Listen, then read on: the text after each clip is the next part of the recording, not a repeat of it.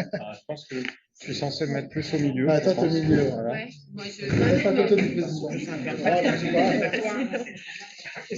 parle un peu Ça de- te mettre les précaires, le deuxième, un peu, c'est des tac, tac, questions. tac. On est, voilà. Donc, mon sac là, alors, s'il n'y a personne là. Oui, À la peut-être, vision. ouais, c'est ça, la vision. Généralement, c'est les personnes qui viennent de plus loin qui ont la priorité. Celles qui sont physiquement plus loin. Moi, mais je mettais là, c'est une seule probabilité de la prise pour moi. Ah oui. Voilà, c'est pas que de la grande. Bon, je vais rester sur les Bueno, ci fanno un sacco di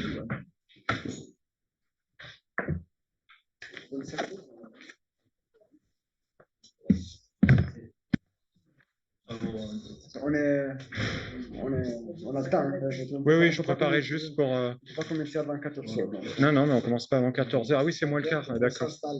Oui, Donc on s'installe juste, je vais boire un petit peu d'eau. Tiens, faire du bien. Et on a des grandes bouteilles. C'est beaucoup d'eau. Vous n'avez pas trop bu, à midi, ça? Non, C'est correct. Ouais. C'est les nouvelles, c'est les nouveaux critères à IRA, là. on était sage. Maria è sempre bello. Difficile essere bello quando guardi. Anche per questo nuovo taglia.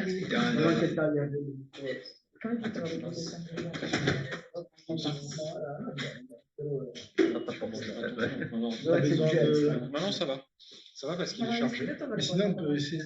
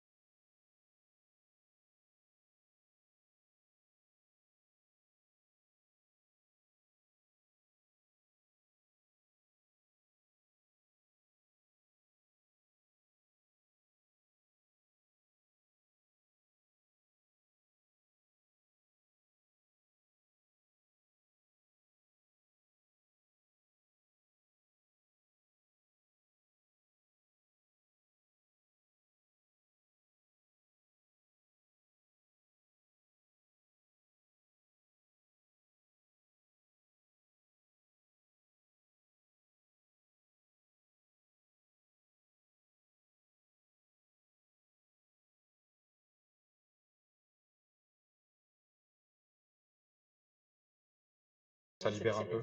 D'accord. Oh, mais c'est super. Ça libère un peu. D'accord. Oh, mais c'est super. Ça libère un peu. D'accord.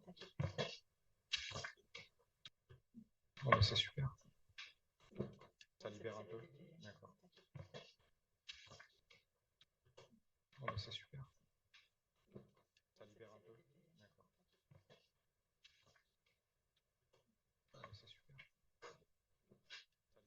Ça libère un peu. T'es bien, c'est rien. No, CNRS. Ah, d'accord. C'est l'université de Rennes.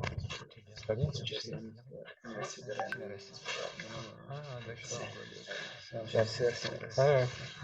Il y a une petite coquille administrative. Oui, on est toujours les mêmes, le conducteur n'a pas encore compris qui on est. Ah, mais toi, si, quand même, TDR, CNRS, toi, ils ont compris. Hein. Oui, moi, il a compris, lui, il n'a pas compris. Oui. Ça va quoi. Toi, si, quand même, TDR, CNRS. Comme je vais présenter très rapidement le jury. Moi, il a compris, lui, il n'a pas compris. Oui, je sais pas de bêtises. Comme je vais présenter très rapidement le jury. Donc on peut aller. Démarrer, ok, thank you. Bonjour, good afternoon. It's a pleasure and an honor to be the president of the PhD defense of Antonio Marino this afternoon. Before to start, I would like to quickly present the jury. I start with rapporteur or reviewers. So we have Javier Alonso Mora, who is associate professor at Delft University, which is connected with us. And we have Ezio Malis, who is the director de recherche INRIA at Sophia Antipolis. And we have also deux examinatrices, examiner, who are Lara Brino-Arance, donc maître de conférence à l'INP Grenoble, laboratoire GIPSA, and myself, professor at INSA Lyon. And to finish, we have the two advisors of the PhD, Claudio Paccioretti. Okay, thank you. CNRS, here in Rennes, and Paolo Robufo Giordano, directeur de recherche CNRS at IRISA, INRIA Rennes as well. Antonio, you have about 45 minutes to present your work, and after we will have a sequence of questions. So please, I give you the floor. Thank you. All right, today I will present my PhD thesis with the name Learning to Communicate and Coordinate, Distributed Learning-Based Control for Multi-Robot Systems. Let me start with a simple question first. What is coordination? Which is the base of multi-robot, multi-agent systems. Initially, well, everyone think that I've worked in multi-robot, multi-agent. I'm seeing the first video on the top left, which is basically a mechanical synchronization of metronome where that exchange energy.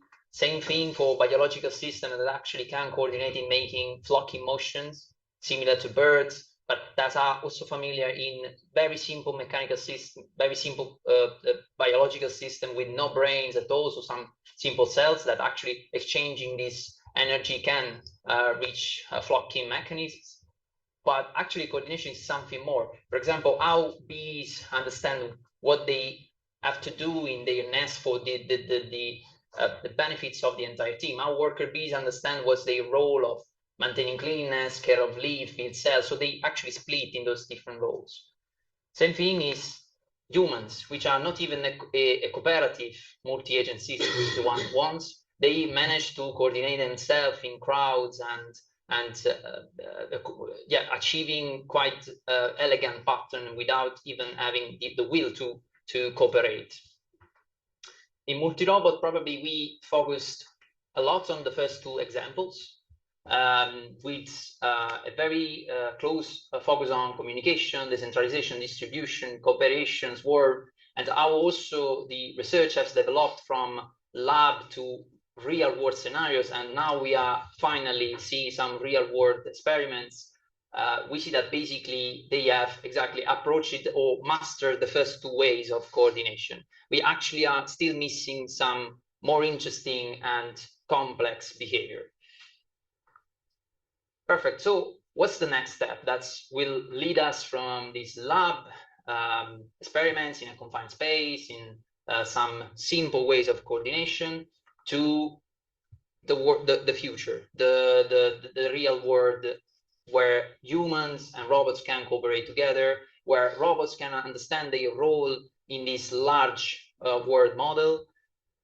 And I believe that this key step here is learning and adaptation.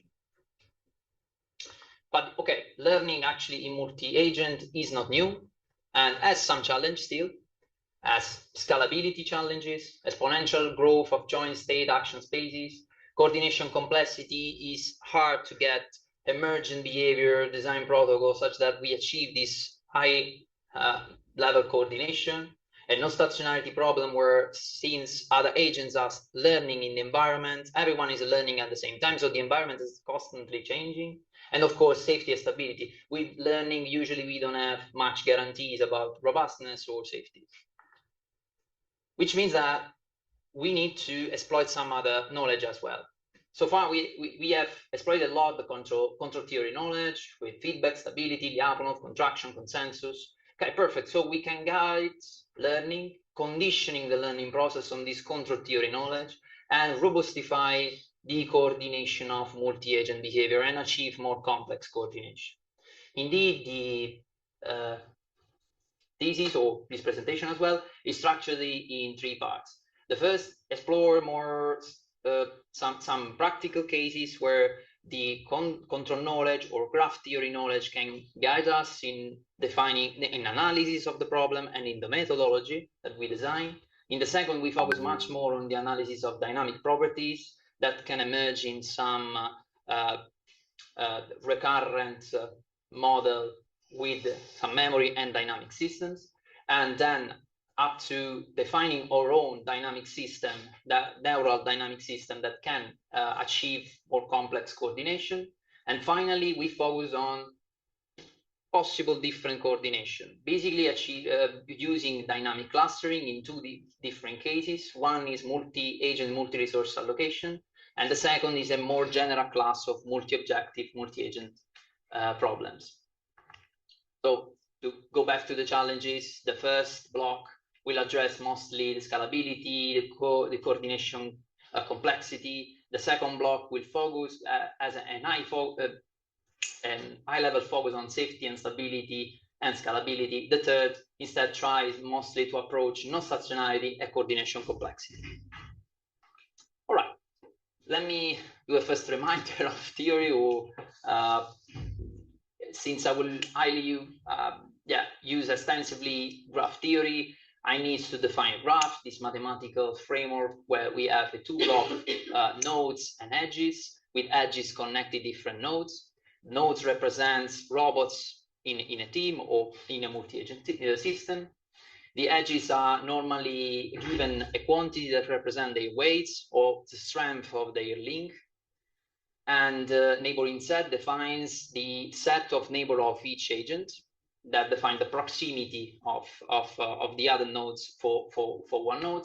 And we have also some metric definition for this graph that are quite helpful for analyzing its property. For example, Laplacian matrix is useful because its second eigenvalue define the connectivity and the degree and the direction of the graph. So basically, I will use this knowledge throughout the presentation. So that was basically a reminder. But this is also a great connection to neural networks that are actually distributed on graph. So let's imagine that we can employ a neural network for each node that can incorporate the knowledge of the node, but also the communication from the other nodes, and can predict some quantity. This quantity can be a quantity that is predicted for each node, but also for the edges, but also for the entire graph. So we have 3 different kind of prediction that we can make using the same framework.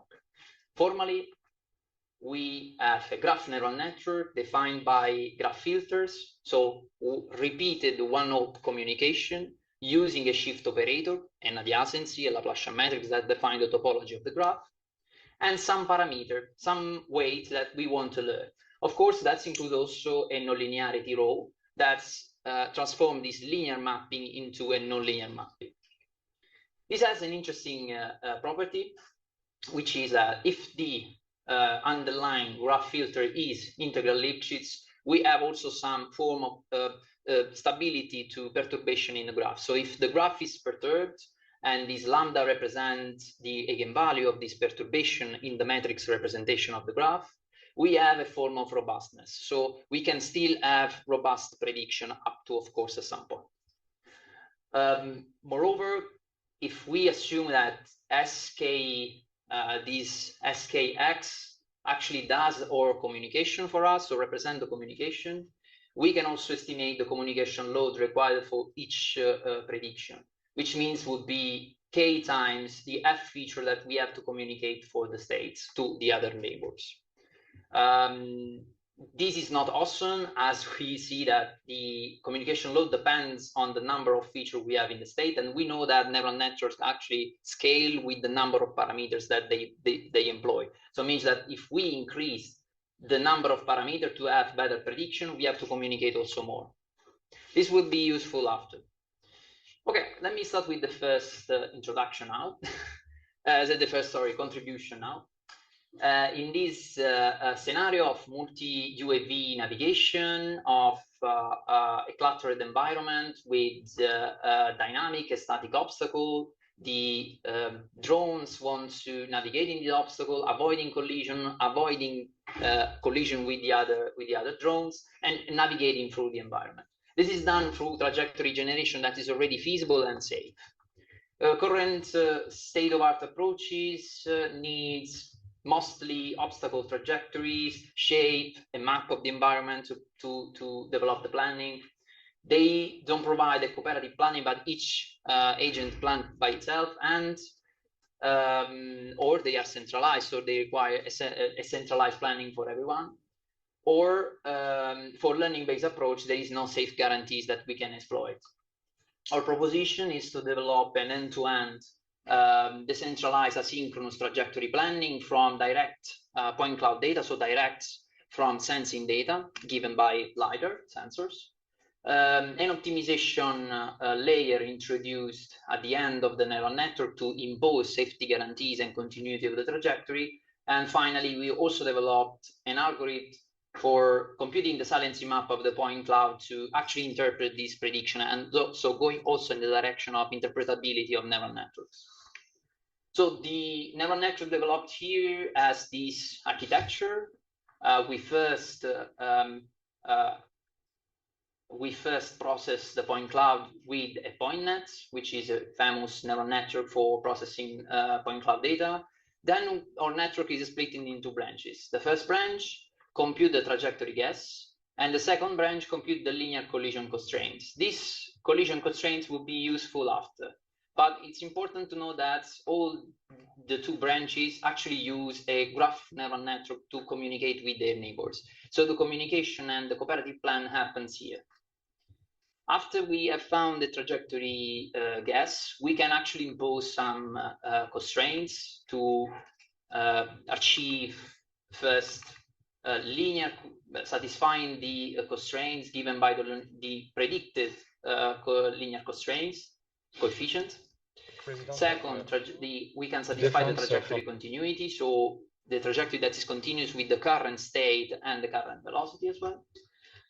And we can also satisfy the drone actuation limits. That means that even if we have simulated or framework during training time, we can still actually guarantee that the final trajectory respect the feasibility of this trajectory in terms of velocity and acceleration.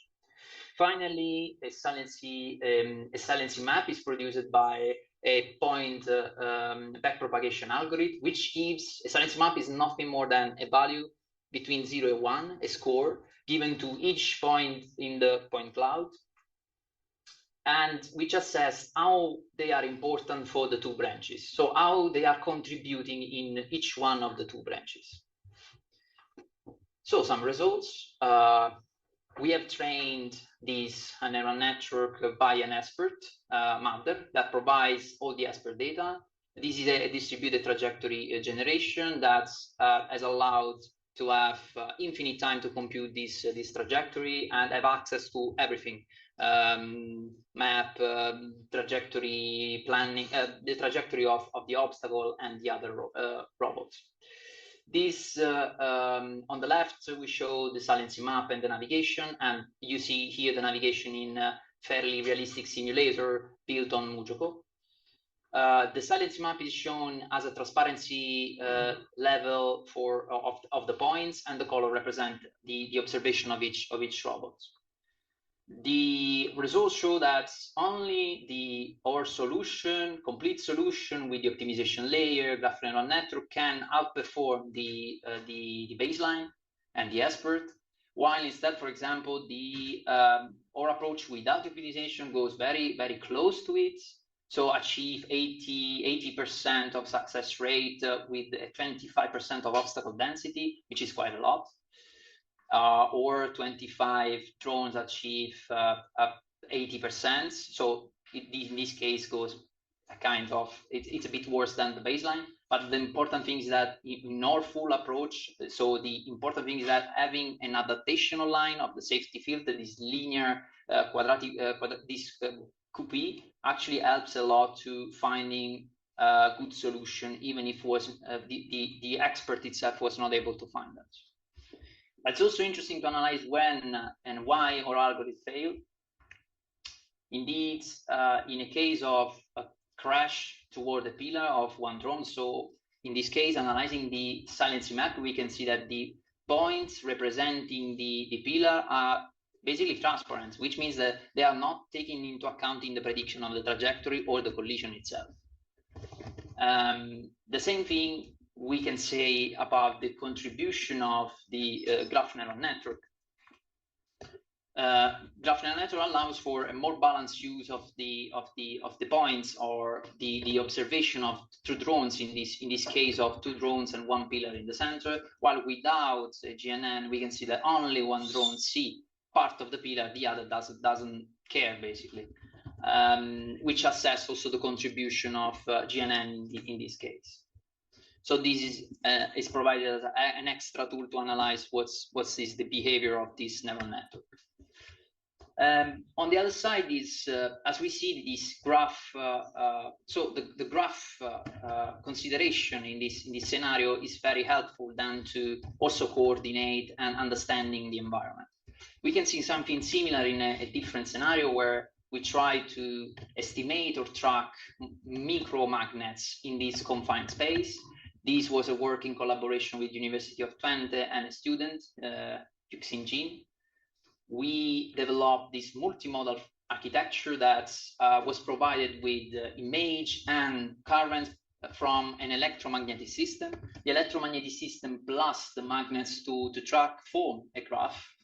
So that means that they can be treated as a graph. So again, we can employ a graph attention network here to make the prediction happening. And this shown that the tracking itself is resilient to occlusions in the image where two agents pass in front of each other. Similar thing we can see not in a multi-agent case, but still in a tracking scenario where we have an electric impedance tomography. Again, this work was carried out at University of Twente with a collaboration with the students, Yuxin Jin. In this case, we want just to track one magnet, but the graph structure is provided by the electro-impedance tomography itself, which is a range of electrodes around the object, and the current from each of the electrodes provide the signal to process. Normally, the signal processing takes time, so we have limitation in spatial and temporal resolution, but treating the signal as a graph that is interconnected, since the adjacency of these electrodes and of course the magnet itself, we can actually give some prediction of the position without doing any of the electric processing. But also we see that different graphs provide different strategy of taking electrodes, provide different results. So for example, if we take every pair of electrodes as an input, which means we have a full graph in this case, we achieve actually worse performance with some blind spot here and worse performance here. This is because basically the graph has too much information, and information is diluted with all the observation provided. Instead, better performance we achieve with opposite strategy of electrodes or adjacents, which are much sparser graph, results in much sparser graph. So I hope that I convince you that this graph interpretation of some signal has some meaning. So, and employing neural network that actually exploit the graph underlying the data is fundamental. So we can also analyze some dynamic properties and trying to find the same robustness that some others have proven for normal graph neural network. This time we care about recurrent neural network. So neural network that have a state inside, so are represented by dynamical system, which means that I need to give you another reminder of definition. For two trajectory state of a system, one can define an incremental input state stability with this relationship given two function KL and K infinite, which is basically a property saying that the initial condition will be discarded and two trajectory of the state will converge to each other if the input sequence, of course, is approaching the same input sequence. But this is interesting because the input here is not only an observation or states, but are also the communication topology. So we can provide some level of robustness to different communication topologies. So let's define a graph neural network with an internal recurrent state. This is called in specific graph-gated neural network. It's a generalization of graph-gated neural network that we provided as a contribution, an interpretation of in a discrete time system. So where the internal state and the current input is used to update the internal state and so the prediction. Given that, we can study it as a discrete time system, which means that given some assumption of unitary bounded input and defining an upper bound for the induced infinite norm of the shift operator, so the topology of the graph. Again, these are either adjacency or Laplacian matrix, for example. Easy to find this assumption because the Laplacian matrix can be weighted and can be normalized.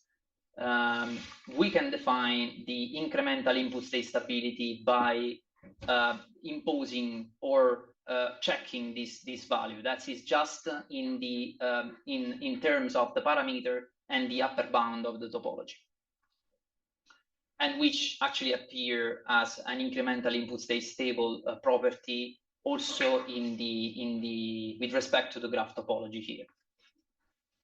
So this has shown interesting results. If we impose this stability condition as a regularization during training from expert controller providing RFT plus MPC in these navigation scenarios, we see that the stability allows to preserve the performance at increase of the number of robots here, and if the obstacle density grows, and as well as the range here is basically the performance keep exactly the same if the range of communication increase or decrease. We have trained for the middle range and then tested for if we reduce this range or if we increase this range. So from 4 meter to 2 meter and up to 10 meter radius of communication. Same thing for or something similar for the flight time. But it's interesting also to apply some other cases, of course, and very helpful is in this specific case. Now, the objective is, let's say we have a a reference signal distributed over the agent, and we want to estimate the average of this signal. I want to convince you that this problem is actually fundamental because it's used everywhere in multi-agent control and systems. It's used in connectivity maintenance to estimate the connectivity of the graph, as the connectivity estimation employs two average estimation. Target tracking, estimating the average position of given all the reference or all the measurements of all the robots here. Gas leaking estimation as well, estimating the gas leakage from the single measurements of the robots is allowed from this backbone algorithm. So the important thing is here is that this estimation needs to converge fast, because from this estimation depends other algorithms that actually then control our agents. And at some point, it's not even relevant if this estimation converge to zero completely, of course, up to some error. So we can allow some error. But the important thing is that it needs to converge fast. So the idea is that we can then employ a graph-gated neural network as a predictor, and imposing the stability constraints. This defined also the rate of convergence, because define the rate of convergence in a contraction way. So we employed a neural network that's as a multiple layer of graph-gated neural network to improve the prediction. We made some adjustment, introducing an attention weight here, and a mechanism of encoder-decoder to reduce the number of variables. As I told you before, the number of variables depends on the number of features. So, okay, if the number of features grows because we want to achieve a better prediction, we need to communicate much more, which is not very, very good and interesting. But with an encoder-decoder, before communicating, we can actually reduce the number of variables and communicate this reduced number of variables. We have experienced the basically equal performance, and I will justify after, reducing from 25 variables to just 20 to communicate, which is still a lot. Which is still more than a normal average estimator, which actually has to communicate one or two variables, but has some interesting performance doing that. So for example, in this connectivity maintenance case, we converge much faster, 5 seconds before the baseline, using the encoder-decoder or without using the encoder-decoder. Of course, we allow some error here. Same thing for tracking of the barycenter of a formation as well. And we actually, in this case, we can also converge better than the other case. That's because the barycenter is constantly moving, and in this dynamic signal or fast signal setting, we can actually perform even better than the normal one. Okay, we have communicated more. So we could try to employ some more interesting mechanism than encoder-decoder to communicate a bit less. And this is the motivation of defining our own neural model that's tried to do that.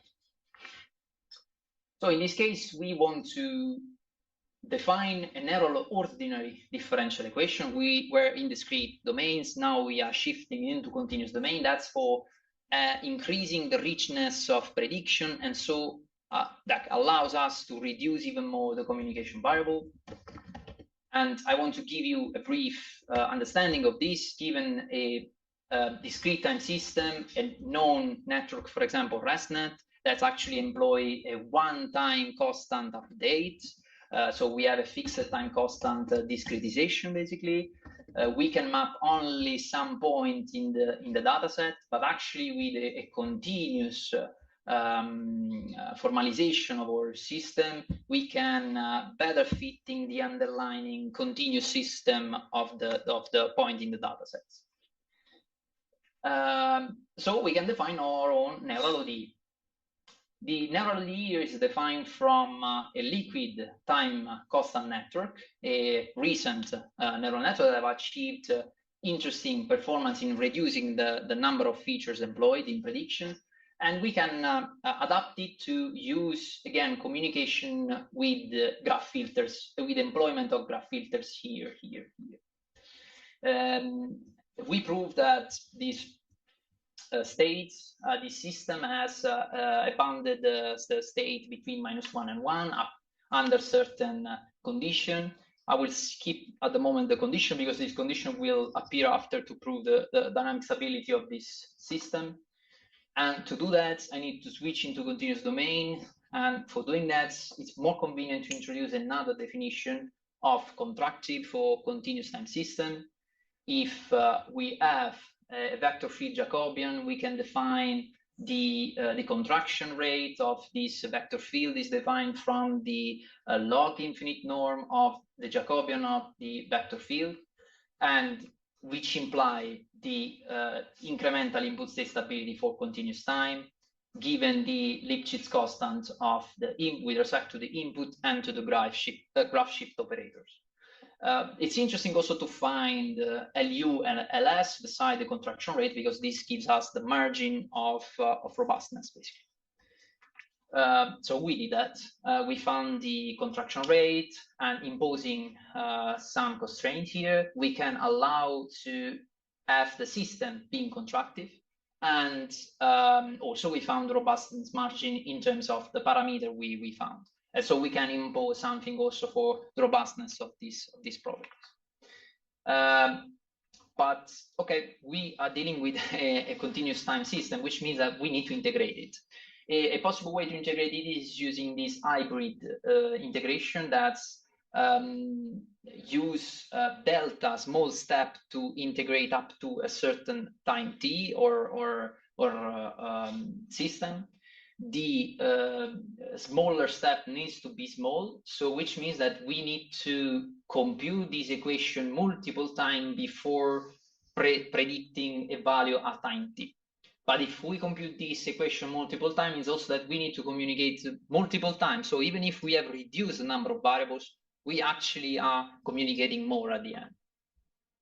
I want also to just give you a feedback on the actually expressiveness of this system, and we can see that from the trajectory depth analysis, and we see that counterparts coming from recurrent neural network, so discrete time system, or classic neural ODE can actually have a trajectory that's less convoluted, less long, which means that they can arrive to a smaller sets and a smaller bounded set of prediction, while LTC here in black is much more convoluted, much more profound from one prediction to the second in this PCA analysis of the first and second latent dimension. So we can reduce the number of variables, and I will show after the plots proving that. But okay, as I said, we need to still compute this equation multiple times. So it's kind of, we have achieved nothing at the end.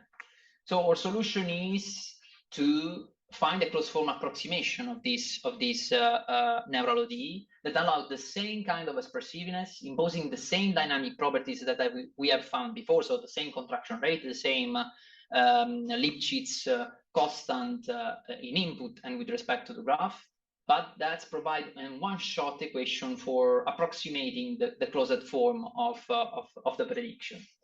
These show that the two curves representing the performance of the continuous time and the closed form approximation are basically the same, are very comparable, and indeed overlap in these four plots for a simple case of leader following a flocking problem with a stubborn leader. But already proved that we can reduce the number of communication variable from 50 to 4 compared to a graph-gated neural network, or even a graph ODE, which is another neural ODE distributed on graph, which actually achieved the worst performance in this case. Huh? Perfect. It's time to switch to the third block, where we use all the knowledge we have achieved so far, and we actually develop something different for specific cases. Okay, let's take this scenario of multi-agent, multi-resource allocation. This work was done in collaboration with a permanent researcher in the lab, Esteban Restrepo. In this case, we have n robots that want to allocate m resources, number of resources to m different consumers. They have different level of resources, so they have to achieve a high level of coordination to actually cluster in different position and allocate the resources. The state-of-the-art approaches focus on centralized mixed integer quadratic programming, action distribution algorithm, distributed coverage control. The limitation, unfortunately, are still lack of dynamic coordination and no heterogeneous resources or dynamic resources most of the time. And actually, sometimes are not even distributed, like the centralized mixed integer quadratic program. But if we address some, if we assign some reward to each of the agents, and we see that they are rewarded if they are close to the area where they have to deplete the resource and allocate the resource, we can see that these are the reward structure actually cluster in different rewards depending on where the agent went for allocating their resource. So being also the reward clustering, we can impose this clustering behavior in both the control part and the reward estimation part, the value function. So we employ the decentralized training with decentralized execution, allowing for communication. With this clustering reward underneath, we impose a dynamic cluster dynamics that, as you can see, is very similar to our previous model, with just some adjustment to allow for dynamic clustering this time. And we have deployed in this scenario with limited communication with the neighbors. This again predict both value function and policy. So both value function and policy will cluster based on their decision. So it's allowed to the agent to decide when and why to cluster. And we see that this approach actually pays, because compared to the baselines, standard multi-agent PPO or multi-agent multi-objective PPO, because this can be seen as a multi-objective problem, it actually can perform better also of QMX and BDN. We see this real scenario deployments of the Crazyfly arena when with 3 resources allocated for each agent of different nature. One is a static resource, another is an instantaneous depletion resource, and we can see that they can basically allocate it in an performant way. But it's also interesting to see that they can adapt to an extra case that was not considered during training time, which is a dynamic depletion of the resources. So when one resource is depleting time, so for example, let's say that they represent the battery level, at some point during the mission, the battery depletes. So the agent that was covering one area here actually lands. And so another agent needs to go in his replacement to satisfy the demand. And this approach was able to functioning in this case, not seen during training again. But this can be also generalized to multi-objective problem. This was done in collaboration with Caltech and again, Esteban Restrepo. In multi-objective problems, we usually want to solve a problem defined by a vector of rewards, and we want to find the scalarization of these rewards. The scalarization usually defined by any utility function with some weights. So it's a weighted scalarization usually, where we can count differently each of the rewards. And our objective is to map point in the Pareto front of this multi-objective problem for the entire team. And we can prove that the scalarization actually matters a lot, and the agent needs to synchronize their scalarization weights in order to map the same point in the Pareto front. Otherwise, what happens is that either you underestimate or overestimate this point on the Pareto front just looking at the Pareto front of each agent. So the team Pareto front requires a synchronization of the weight, or if you want, a synchronization of the utility function. But this is valid only if the agent can actually achieve, each individual agent can achieve any combination of the objective. But what if the agent can achieve only a subset of this objective? Then they need to form a coalition to approach each individual multi-objective problem that arise from these subsets, which means that they have to synchronize and cluster their weights only inside the coalition, while instead for the entire team they can still keep different weighted scalarization. And so they form coalition, this subgroup coalition in the team, which means that they need to cluster again. So we impose this clustering reasoning here to solve this problem. We first train a dynamic cluster in dynamics to predict the weight scalarization that is trained on the regret from an optimal sample set of weights. And then we employ a policy that is trained over sampling expert, employing either research or MPPI. We tested with both. One is most suited for this discrete action, the other more for continuous, but also this has some form of for continuous action. That's why we use it as well. And the expert policy distribution is then used as a prediction in horizon H, and is considered expert because keeps in this horizon H an expert prediction of the policy. The dynamic clustering employ again a similar structure of the liquid graph time constant network, with this time some changes to guarantees always to form clusters. This is a reduced three-dimensional representation of the clustering. And we also proved the contractivity in the closed form, closed loop system, with defining the exact Lipschitz constant for this small gain condition. Okay, some results again in the same resource allocation problems. We redeployed the multi-agent, multi-objective PPO that we also used as a baseline before. The agent needs to allocate the resources in these three regions, and we actually added also extra two objective of collision and connectivity loss. We see that the MPPI is the only one that can avoid collision and allocate all the resources. The other two crashes almost immediately, while the research instead, also if it runs for a while, it doesn't manage to actually allocate all the resources, avoid the collision, which means that the immediate horizon prediction is successful but doesn't allocate all the resources. This probably for a misleading expert policy guidance.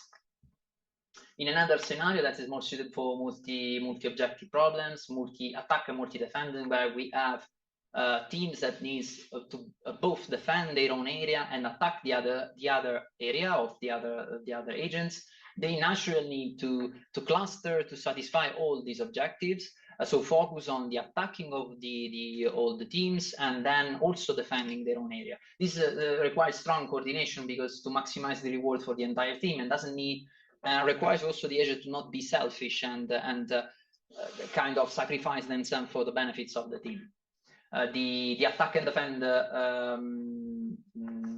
scenarios are developed if agents get close enough, they annihilate each other. So it's a killing game. In these three plots, in these three scenarios, we fix the agent safe areas and we rotate the policies for each agent. We see that basically just the policy with MPPI can achieve usually a better strategy with surrounding the other agent or doing this circular pattern around the area in the bottom video, or sacrifice themselves in the top right, which is basically a case where all the other team were attacking the green area, top right. And so the only possible choice is basically to defend their own area, is to sacrifice.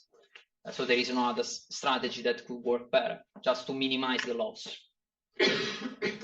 Okay, let me give some conclusion.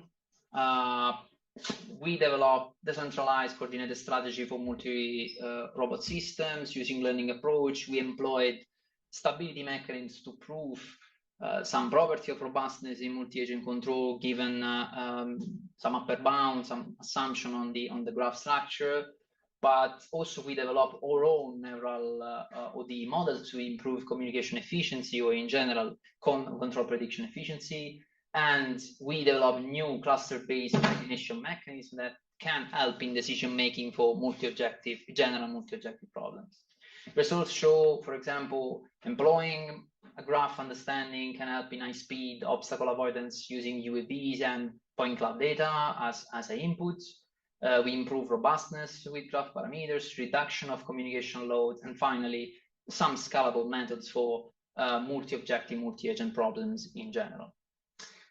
The plans for the future, of course, are very broad. They can be extended quite highly, from employing these clustering agreements in general for other tasks like multi-target tracking, collaborative transportation, where the agent need to understand their own role in to improve the performance of the entire team, but also get more inspiration from the biological system. Our liquid time constant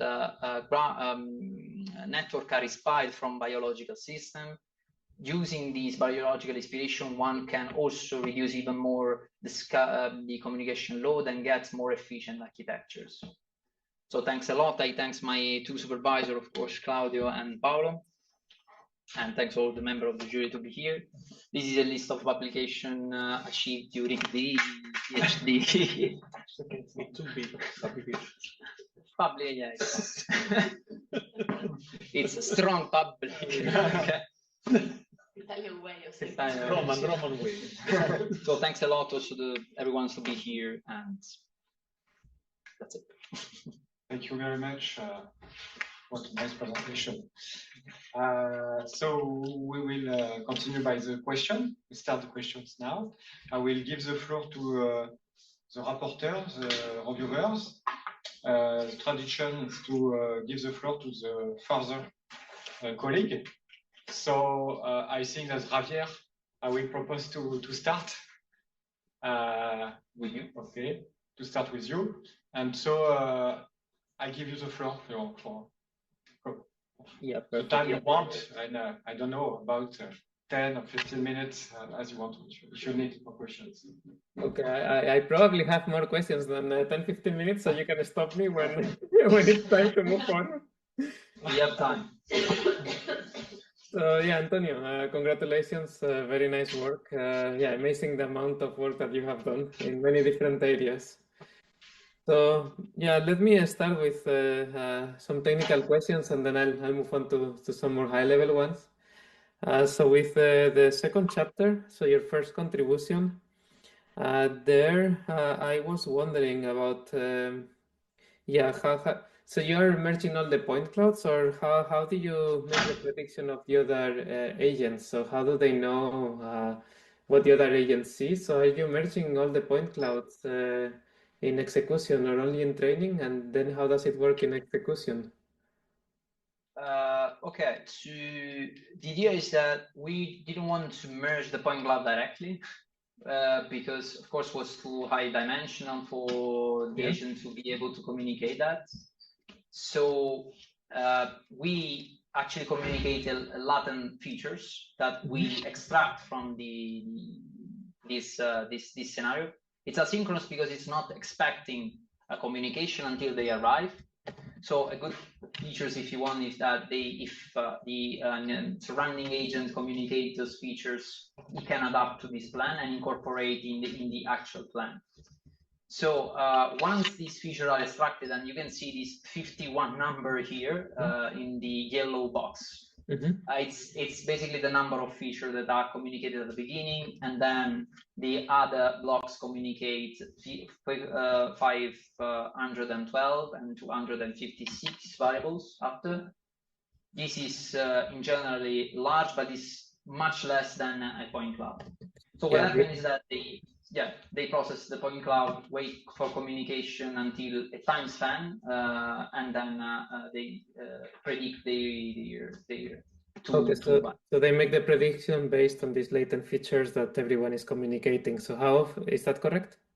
Yes. Yeah, and how often do they communicate these latent features? they have to communicate at, I remember, 10 hertz, because this framework is employed at 10 hertz to predict the trajectory in a 50 in 1 hertz span in a head. So the trajectory goes in a second ahead, and so every 10 hertz they should communicate this variable. We tried also to avoid, so to delete some communication from the framework, and we see that it was quite robust. Also because the communication are useful when the needs to actually interact in a local sense. So Yes, yeah. So this is a good point that you just raised. So do they always then share the same amount of latent features, or do you adapt with whom to communicate and how much data to communicate, and whether to communicate or not every time step based on the environment? Yes, unfortunately, the trade-off here is that no matter what are the input feature, they need to communicate always this fixed amount of variable. And even if employing encoder-decoder mechanism, they at the end they need to communicate a fixed amount of variables. That is basically also for a form of normalization and regularization during training, but I suppose that it's be a limitation that can be overcome at some point. Do you think it will be beneficial, and will there be ways to make this communication effort variable over time, depending on the complexity or how far they are or how interacting it is? There are some examples of sparse communication, spiking communication graph using the same approach, but again, use a fixed number of variables. It's just that it's a spike communication, so they don't need to communicate always. Okay. But usually, yeah, you need to fix the number of features. Again, for mostly due to the way you train, and you need to fix input-output features during training, and this is the basic limitation.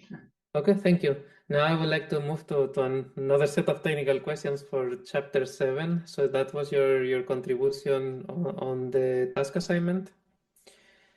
So there, first of all, you mentioned an expert. So, but is it fully reinforcement learning, or do you have an expert policy, for example, from mixed integer programming? So what is your expert? We try different things, not using any expert, just providing some reward signal to achieving this same task with or without the dynamic clustering. So that was not the point. They are at the time we try, and we saw that this clustering reward anyway emerged. But the fact that even if the imposing dynamic clustering, we could achieve better performance than the baseline, was not enough to achieve a real resource assignment in this case. So at the end, in the reward, we added a centralized mixed integer QP that find the best assignment, and the reward is based on this best assignment possible. So, and we can allow that since in the reward we have the entire knowledge of the states, the graph, the agents, and a centralized solution. There is it's a common practice having a reward that guides from this aspect. Okay, clear. So then, to some extent, you are learning to imitate that centralized expert, right? Yeah. And do you know how far you are? Because maybe I missed it in your results. But how far is your solution from that centralized solver? Yes, I didn't add the plot here. I think in the manuscript I added it. Sorry for that. I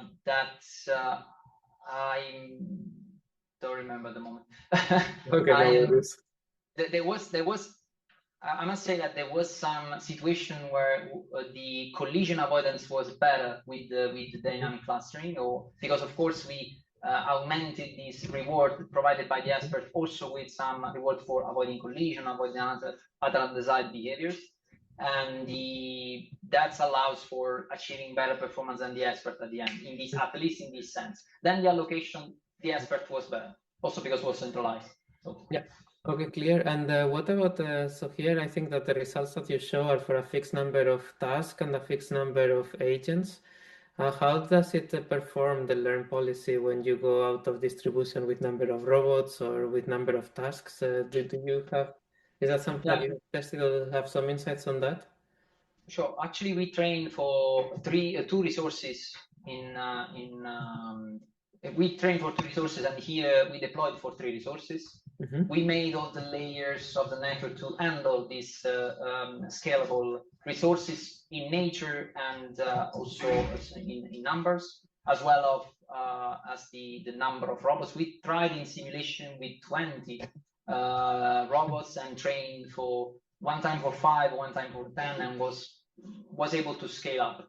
Unfortunately, I would say that the worst was the collision avoidance.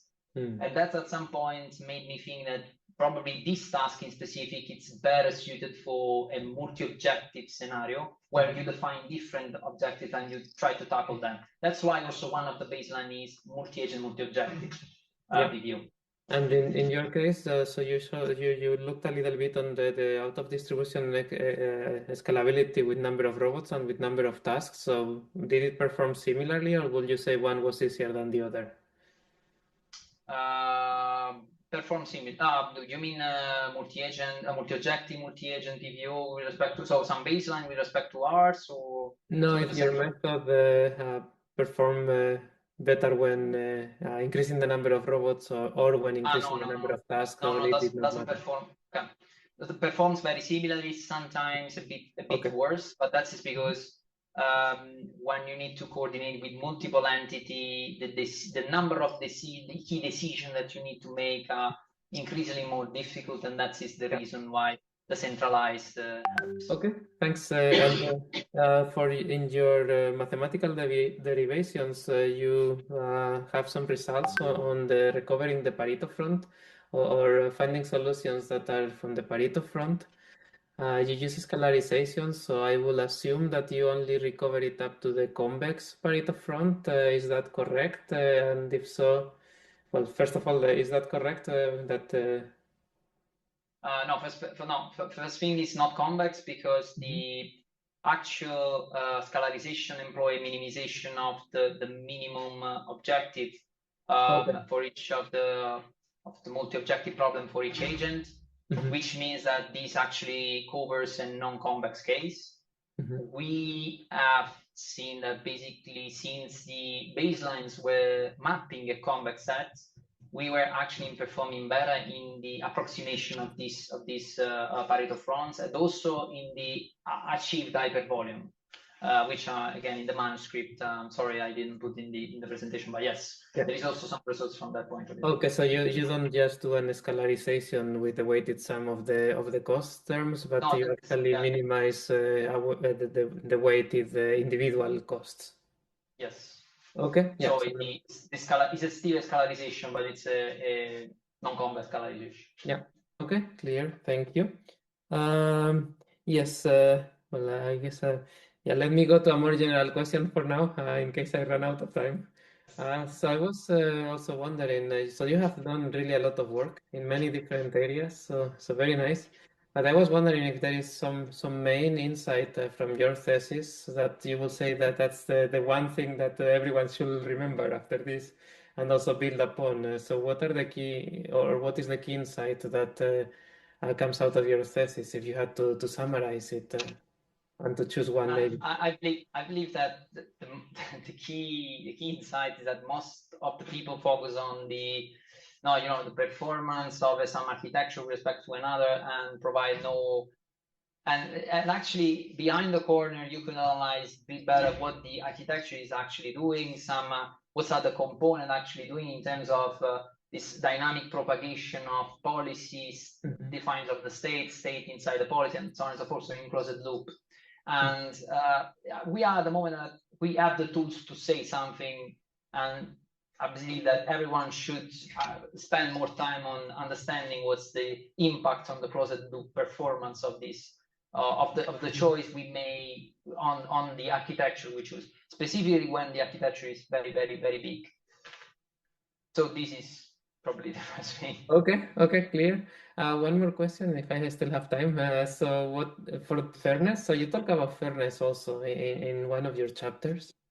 So how do you define fairness? And yes, the idea here is that in this multi-objective problem, as I was saying, the agent do need sometimes to sacrifice or needs to the benefits of everyone with a equal balanced contribution in the task. So not everyone needs to go on one side, and not just one agent needs to go on one side of the objective, so it needs to tackle a single objective and the others care about the rest. So this was the fairness defined here, and we tried to penalize that during training. Unfortunately, it was not that successful, I must say, but we noticed that barely employing this was really achieving a balanced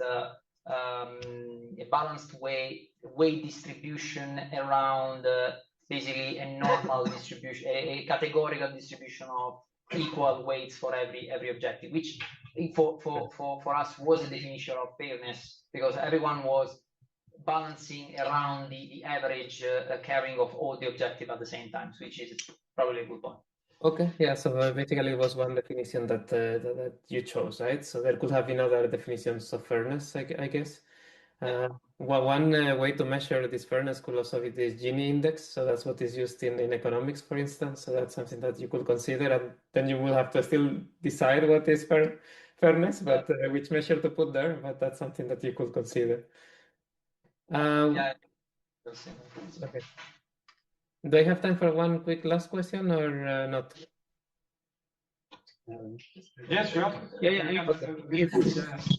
Okay, so the next one is actually a technical question that is more out of for me to fully understand and out of curiosity. So in the last chapter, chapter 8, you use an MPPI of reinforcement learning. So how do you choose the horizon and the sampling distribution of MPPI? And so that's the first part of the question. Yeah, the idea is we want to choose the sampling distribution from equal to the current policy distribution. Mm-hmm. So the sample distribution, the current policy allows for the sampling, the particle in the MPPI and the research as well. In this way, if we impose some constraint on the stability of this distribution policy, closed loop stability, etc., we also found that in the exploration during the MPPI. The horizon instead is chosen a bit, I would say that it was very an hyperparameter, which was, we have seen that there was not much difference up to a certain point. So we fixed a number that now I don't remember, but for both research and MPPI, but basically was also carrying into account the maximum computation power that we had. So we covered all the computation, the allowed computation that we had at runtime for both research and MPPI. Okay, so did I understand correctly that then the distribution that you used for sampling was the same coming from the policy that you learned?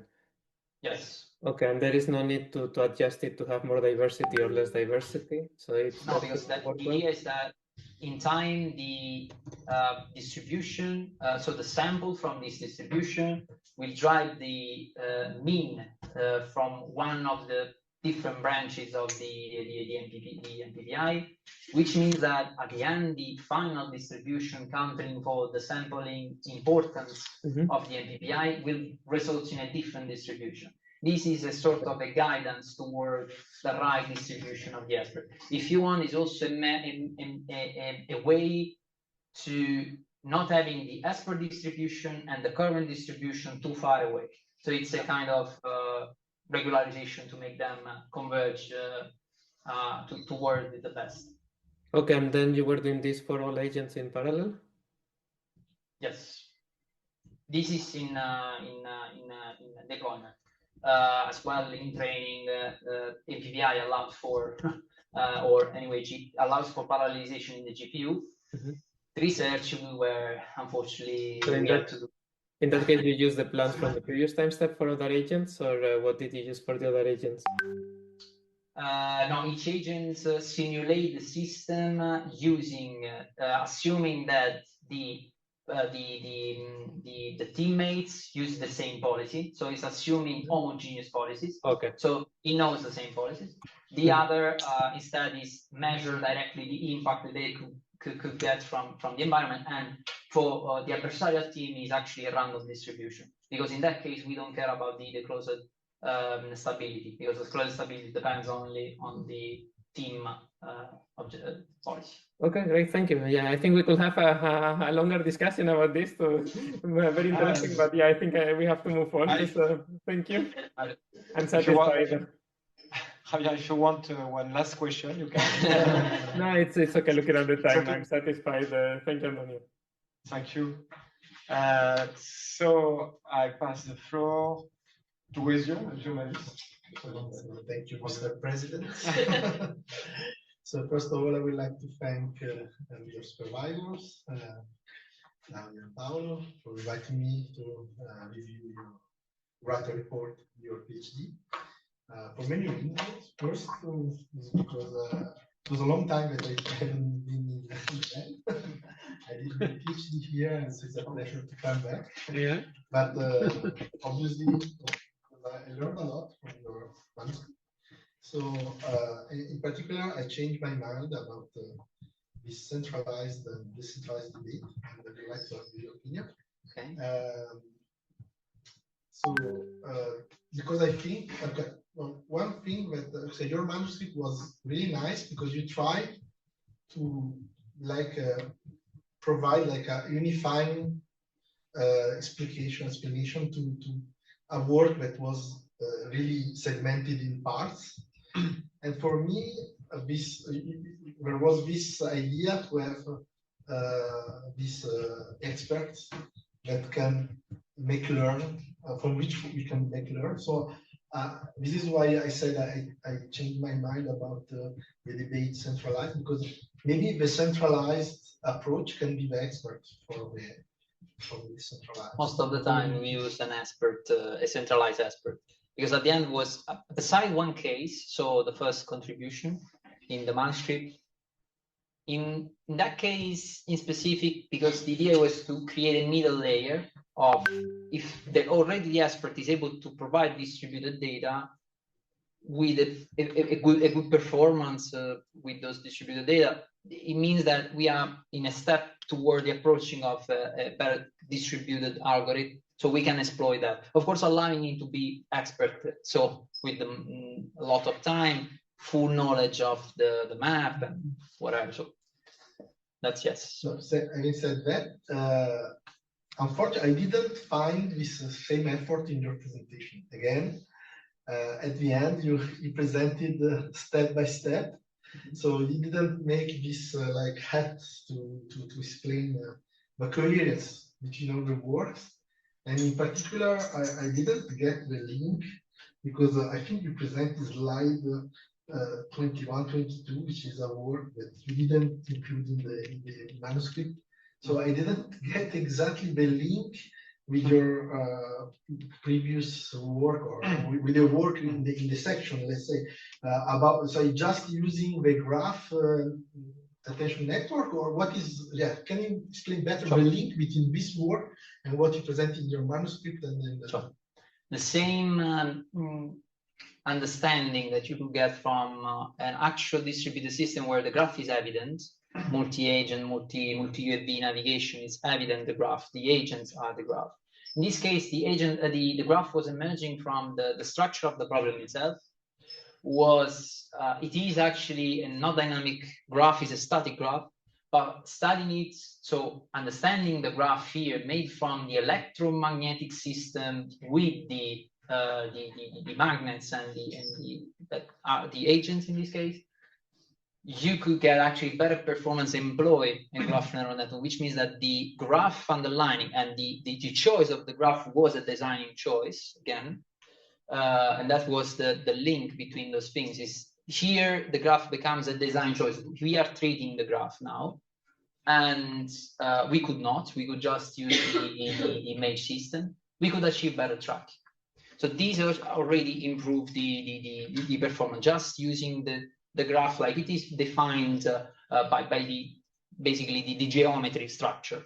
So the geometry structure again also appear in this case, where the electrodes connecting the electro signal coming from the pairs of electrodes make up to a graph again.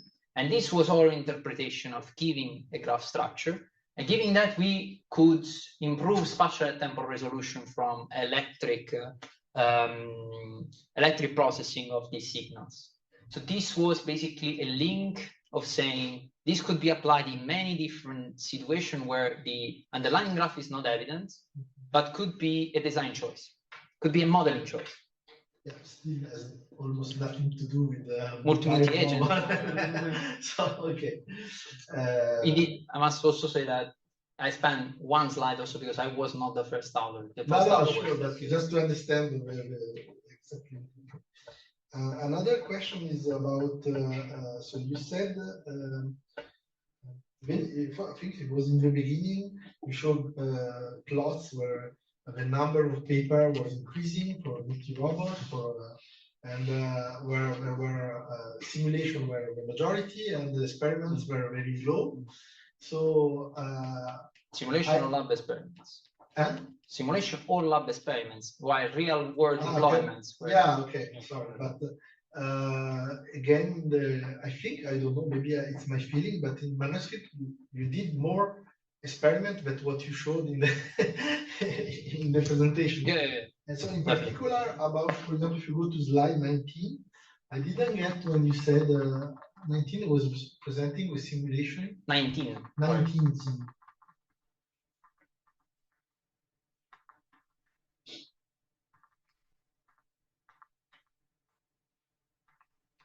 Yeah, sorry. Yeah, here it was here, 19. So we were presenting a simulation. I think you said we have a fairly realistic simulator, but then I really don't get the link between the simulation and like a real experiment, because there are cubes floating. So what are representing are those are other drones. No, but I think there is an animation where things are floating, moving. So yeah, for example, so what are our cars? Are other drones? But all the orange for a real application, let's say. Yes, all the orange boxes and pillars are actually obstacles. That the static obstacle are the pillars, the boxes are the dynamic obstacles. So the avoiding those, I don't know if you see the drones are very small. Yeah, but what are representing? There are other drones. Let's say that you want to give an example of a real application. Other drones are flying animals. Like what? Can you just explain it? Yes. This is a general representation of the forest-like scenarios where the trees might be the static obstacles, and that is very clear, I suppose. The dynamic obstacle can be, yes, birds or other drones of other vendors, if you want, or simply some obstacle that can enter in the field of view, leaf, falling branches, is of course a general representation of what could be a challenging scenario from this point of view. So having many of these obstacles that coming through and needs to be perceived somehow is challenging from the motion planning perspective. Yeah, because more in general, what I miss maybe is not experimental validation itself, but just to understand what's the gap between the hypothesis that you make in your manuscript that give you nice mathematical results, like property, and the real system. As I wrote in my report about the model you use and so on. So if you have a feeling of which is the gap, you have to rewrite again all the equation if the model is more complex, or you have you are not too far from having something which can be deployed. Okay, I can address each single assumption. Maybe it's easier because in this case, for example, the assumption we made about the model is mostly the point was mostly realistic because was satisfying the physical constraint of say maximum velocity, max acceleration in double integrated with some rotation where we use to reproject the point cloud in a basically flat plan. And then we deployed actually on this, and that's the fairly realistic. We deployed in this crazy fly simulator that's actually deployed the real dynamics with the real constraints, with the real feasibility, and so on and so forth. So this was the gap here is not far. Is definitely not far. The problem basically was mostly handling the LiDAR, which was simulated, of course. And that could be a problematic in terms of realism, but I would say that I also tend to use all the accuracy that I could get from the LiDAR, and also try to reduce this accuracy, clustering some points so that we could handle less points in a less resolute cluster, less resolute LiDAR, and was working fairly as well. So I would say in this case there is a gap, but it's not a large gap. For example, I think you're supposed to know the velocity of each. We assume that So, for example, with a LiDAR only, how do you get this velocity? No, indeed, we assume to know position as position as well, velocity, and this is the reference acceleration. So it's provided. We assume that there is an estimator on board, of course. There is an internal estimator. That's Kalman filter, particle filter, whatever it is. But that's mainly enters here, but mainly also for guaranteeing the continuity of the trajectory as well. So I have a question about the second part. I think it's slide 29 about the fact that you say we have to communicate more, but at the end you converge faster. So what I didn't understand well is so did you include in this analysis the fact that if you communicate more, if you lost some communication, you lost more information, but and so what happened to this convergence? Yeah, actually we tested as also for the previous case, we also tested with this asynchronous exchange of messages that allows for basically counting the history of your exchange, and when a communication is dropped, which was the case because this was simulated in ROS, so that was happening quite often. I must say that was not a high problem. I would say it was not because, as I said, since the mechanism is more or less asynchronous, if you have part of the communication still, you can get along with that. So it was not a problem apparently. I must say that, and that's probably because of the property, the incremental impulse stability, because when you miss a communication, the topology itself, it's kind of changed. But if the property here is saying that if the spectral property of the graph doesn't change a lot, you still have some reliable performance, as long as, of course, this change needs to be bounded, but also temporally bounded. So, of course, if you lose for a lot of time, and that's for sure is a problem. You cannot re-estimate what you have lost. But the point here was also to show that the connectivity level, for example, the increased connectivity level changed the spectral property of the graph, and was already a robustness demonstration of our approach at the end. The same, not same thing for the formation, but this was mostly because this is slowly converging and this is most fastly converging. But yeah. I have another question, more cross part of this chapter. Is I have a feeling, even if, let's say, you have studied problems that may be disconnected, but I have a feeling that some problems were connected, so you can use one approach to solve. And so what I missed also is like a cross comparison. So you did some, but not for all. So why? You didn't have enough time because you did so many things, or other reasons? So why?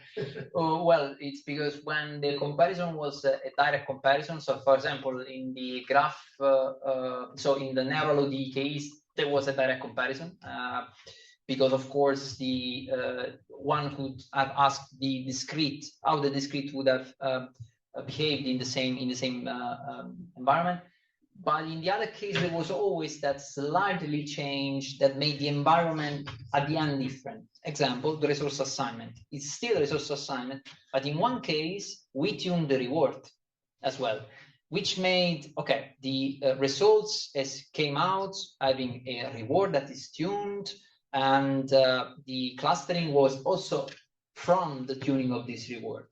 And from of course the shape of the environment. That's why anyway if you cluster in different objectives still has a meaning, but that's what made not comparable at the end. And the others. My next question is: do you think that there is a way to find like a unified approach that can be applied to every case, so that at the end you can? That's I think let's also say that I have tackled decision-making, motion planning, which are two different things at the end. And this is also motion planning somehow. So this methodology can be retroactively used for the multi-UAP case, that's for sure. But when you are switching to a decision-making, we have deployed some, the more sophisticated mechanism of doing these dynamic clustering agreements was dedicated to this decision-making where the agent needs to understand their role. So wherever the agent needs to understand their role, even in motion planning, you might think, okay, you could use that. But the clustering there is, for me, is less meaning and doesn't have the same meaning that you have in this, that has in decision-making. Multi-objective problems instead are already a broad categorization of problems. So I'll say that already covers quite generally the subject. I have a last question. Yeah. So this is a more general question, because one nice thing of your work, I believe, is key contribution to constrain the neural network with the control approaches. So, and this is what I call hybrid AI. So I'm very interested in this kind of techniques. And in your future work, you don't say anything about this. So what do you think is not work to continue in this direction? Or? No, I think actually I will focus on this direction. but not in the future. Or maybe you don't understand your future work. No, the future works were in the same, I would say, modes of mixing knowledge from different domains. The different domains is a clustering agreements that it belongs to control by historically, and applying to robotic application. But these neural clustering agreements, if you want to mix the two, biologically inspired in this sense, yeah, it's trying to mix also some other knowledge from other domains, but control also has quite digest a lot of this knowledge already, but maybe since they were trying to find most simplistic formulation, flopping is an example, is a biological inspired, very simplistic and works perfectly. The idea is that what do we can actually employ some more sophisticated biological inspired mechanism that use learning and doing the things in a better way now that we can allow to use more data and yeah, more learning process basically. Thank you very much. I think you don't have any. Okay, thank you. So we continue with now Lara Bignon-Arranz for the next question. Okay, thank you. So yeah, thank you, Antonio, for the presentation. I will start also thanking your advisors for inviting me. So it's a pleasure to be here. So before going with some questions, I want some generic remarks. One of the remarks is for sure I learn a lot as well reading your manuscript. So thank you for that. It's clear that you have done a great amount of work, a lot of things. I was maybe expecting that you will choose just part of your work for the presentation in order to go deep and to present present some contributions in detail instead of even including more things that in your manuscript. So it was a surprise. But maybe it's my, I don't know, my teacher mood talking that I was expecting like a presentation with some pedagogical aspect to better understand some things. Because I agree with you that in your manuscript you were doing an effort to try to combine all these things and to have this kind of global context that is you are able to explain why all these different problems are connected and why you are studying different methodologies but in the same context of same. So I think the effort is there, and maybe in the presentation a little less. And also maybe because neural networks, it's not my topic, so I'm not an expert on that. I was thinking that you are really pedagogical also in the explanations for graph theory, all the methodological mathematical tools that you are employing, and a little bit less about neural networks. So there was, okay, is this the thing that I want to learn more? But okay, this is maybe less up to me. Sorry, go on. Okay. Okay, so this is like the general context of remarks that I had. So talking again about the great amount of different topics that you tackle and the different contributions. So it's an extensive work with several topics. Maybe it's like the most difficult question, but like that it means that the rest will be easier. It's like if you have to choose one contribution, what do you think is like the main contribution of your work? Sure, I might choose the block, per block at least.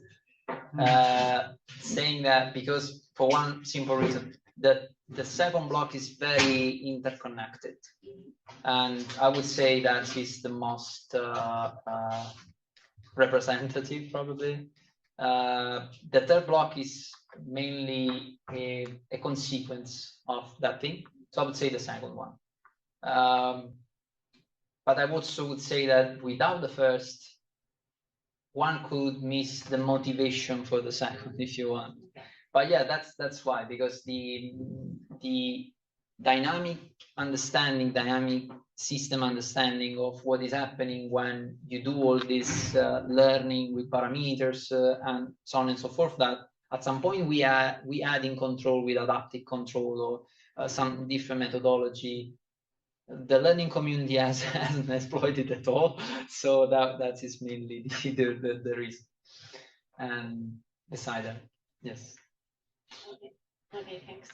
Actually, I agree with you that one of the really nice things that I was learning, and I think is a good contribution, is to bring this gap and to use control theory and to have properties when you are applying all these control theory in the learning policies.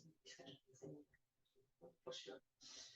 Okay, so I have other short questions actually, not too technical. In the first part about planning, so in the manuscript and in the presentation, you were saying that when you are learning, you use a decentralized expert policy, because like that, the training process is easier. And I think it's maybe related to one of your questions. If you are learning with a centralized expert, you expect worse results, or? Okay, now the just to understand better this part. Yes, I would answer to say that I would like to answer saying that there is a knowledge in general in multi-agent learning that is this centralized training with decentralized execution. This is not expecting to get worse performance than the centralized, but it can happen just because, of course, you are trying an approximation of the first. That's it. You are reducing the knowledge that you are using, so for sure it's something that can happen. On the other side, when you train with something and that is centralized, but not only, as I said before, because you also allow more time to converge, you allow really to be the expert and that is to mimic a bit the human expert, if you want. That's, you can still outperform the expert by making either online changes or making high-level choices in the summation of the centralized thing. So maybe you got the centralized expert, not just having the centralized expert, but also adding other contribution. The example, for example, for the research assignment case was that we use the centralized mixed integer quadratic programming for delivering a sort of example of what it should be done, but plus we added also avoidance, we added the limitation of the velocity to get smoother control. This was also providing the assignment, but not the control. So at the end, you mix the contributions of decentralized with what are the human designs. That being said, yes, normally you expect less because you are using less, basically constrained data. So yeah. And regarding communication, this is also a question that is related to a question from Javier. Is about this fixed communication, so the number of variables that you need to communicate. Do you think there is the possibility of changing something in your algorithms to try to communicate, so consider only some kind of event-based or self-trigger communication only when you need it, and with that you can reduce the amount of communication, so the number of variables is the same, but maybe you don't need to communicate at periodic rate, let's say. Yeah, there is some work that does a reasoning, very similar reasoning of what you are describing. That is basically saying, if we have this equation that is modeling the communication at every time step, we can actually input in here a trigger saying if the variables are that you want to communicate are very different from the past, you communicate, otherwise not. This is a very simple way of having spiking communication. There is also some trigger that depends on if the dynamics change, if the other observation change. So you can employ things like this. Okay, so you can. So there is something like that. Yes, it's easy in the moment that it depends on the variable itself and it depends on the surrounding environment, because all these things can be learned or also human design. So it can be included. When it's temporally defined, here you are adding a temporal constraint and a temporal structure that already needs to be analyzed in the other fashion, so in the dynamic fashion. Yeah. And there is some work on that. There is some work on that, but of course doesn't guarantee anything from that point of view. For the rest, you need to communicate fixed variable, and also because the state is defined, it's always defined using this. So that's why. So yeah, the structure allows you to go in that direction. Okay, great, thank you. Okay, so for the second block, so mostly from adaptability. So you get this sufficient condition for stability. And do you have some hints of ideas if it's possible, or maybe it's not possible? Do you have some hint of necessary condition as well? As you can notice, there are lots of infinite norm here, made for having bounded, basically to build this relation that by its nature defines bounds. So the necessary condition, and there is a key I would say a key passage in the demonstration, in the proof, that requires the sufficiency, because at some point you need to make basically some boundness of the principle of the gating here. So what regulate the propagation of the state and the input. So for this reason, I would say it's hard. Not impossible, but for sure is definitely hard. Sure, maybe you have to change something. Yeah, the other thing is changing. Yeah, another thing is changing slightly the framework, because this has built on the incremental input state stability in discrete time with this infinite norm. There are some other variation, of course, building also Lyapunov function, studying the convergence of the Lyapunov function, employing the Lyapunov function in this case, which would allow something like that. But I suspect that at some point you are forced to say, okay, this is the bound, okay, this is only sufficient. And that's the issue. I mean, I understand if you don't have the, if it's not in your manuscript because it's yeah, there was that's clear. There was a point where I don't know. Thanks. I have another question about communication, just also to understand, because you were studying like the influence of the communication range, and so I was wondering if you consider, let's say, like infinite range. So it's like all-to-all communication. Yeah, basically 10 minutes here is all-to-all. Okay, so 10 minutes more or less already. Yeah, because this, sorry, this was bigger and was between -20 and 20. It's not all-to-all, but as you see, they move such that, okay, it's not a complete graph for sure, but it's very, I mean, has everything inside more or less. And almost. No, I was wondering with the all-to-all, if you can compare the results, and it will be a similar behavior when you have a centralized policy, knowing that more or less you have a lot of information. Yes. No, yes, actually what we compared was having, because still there was a point of having the plan, the map of the environment. So RRT compensate for that for the expert, MPC compensate for the local coordination. Also, the MPC doesn't use the full graph, use only local coordination, but because in this case, it's mainly local coordination plus a route. This route actually is centralized and ignore all the other agents. Okay, so the coordination itself is not meant for being the perfect, the most optimized path that avoids overlapping and blah, blah, blah. So in this sense, we employ the RRT to define the path, and then we use the graph neural network, and we were seeing that basically they were achieving the exact same performance. And that was assessing what's the contribution of knowing the map or not. So let's discard what is the knowledge of the environment. Let's focus on what is the knowledge of the agent collaborating with each other. Also because the MPC was centralized. Sorry. So also of course, yeah, local coordination, but knowing all the other agents, what they were doing. So, and they were comparable. There should be a plot in the manuscript. Okay. But just a small short question, and I finish here. Is just also to know, like, let's say from the perspective, in all the approaches, the communication is, you're considering undirected graphs.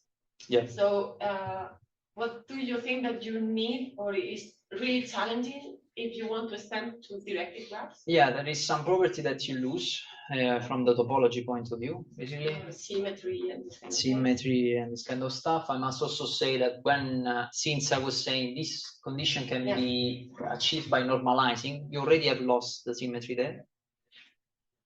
So there is, there are strong chances that there is much to change. There isn't much to change, but I would say highly depends case by case, and I should check carefully here. But for sure, these already create this asymmetry that you were speaking about. Okay. Because basically we left normalize only, and we didn't do the right-left normalization, which is normally for example, the normalized Laplacian.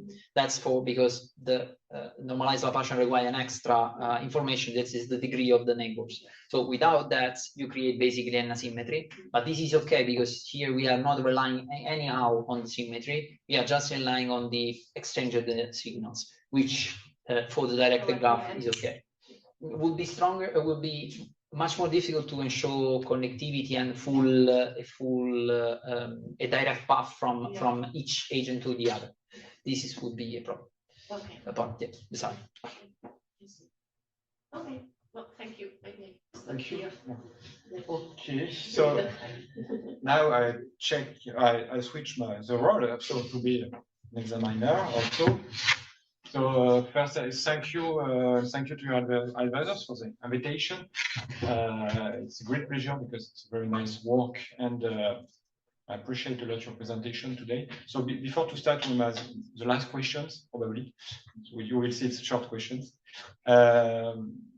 Yes, I would like to come back to your work and first say that it's an impressive amount of work, and I appreciate that you have proposals on the theoretical side, the models, and also to propose original solution algorithm or networks to deal with important multi-robot problems.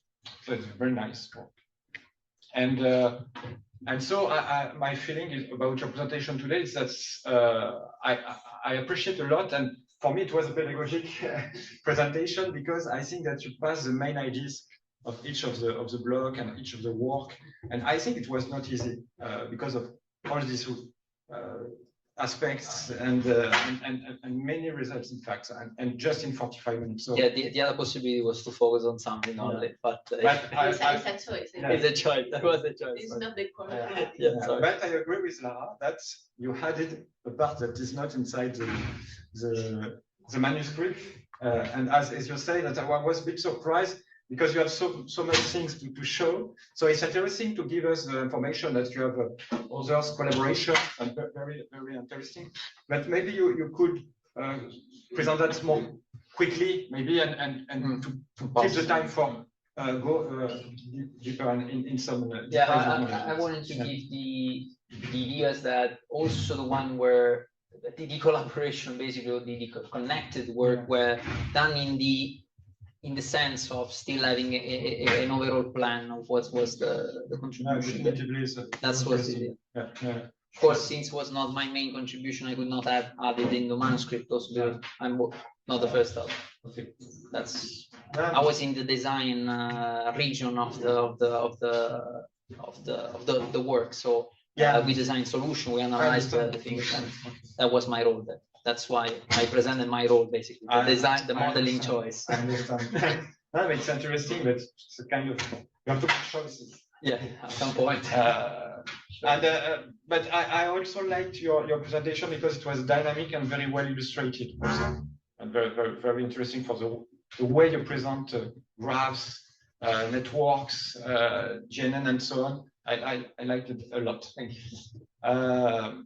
So now I want to come back to some questions or clarification for me or curiosity. So I propose to start by the end by more technical question or about experiments, and I will finish on opening questions. So maybe if you can come back to the slide 39 at the end with Crazyfly experiments. I think it's this one. I was just curious about what you were implemented and tested really with the drones, with Crazyfly, and what was maybe learned or trained in simulation, I suppose, or did you learn something or with the real model, the real robots, the Crazyfly, or is it just an execution, in fact? Test. No, it's not an execution. I mean, they were executing with the Crazyfly the real-time policy in this work and in the work after. Yeah, but so it's real time. But the training was done in a very simple simulation using a single integrator model. Okay. As this could be basically assumed as a single integrator model using velocity. And indeed, the performance were not that different. There was some slightly differences, of course. That's the jump of the velocity were causing the drones to move very fast.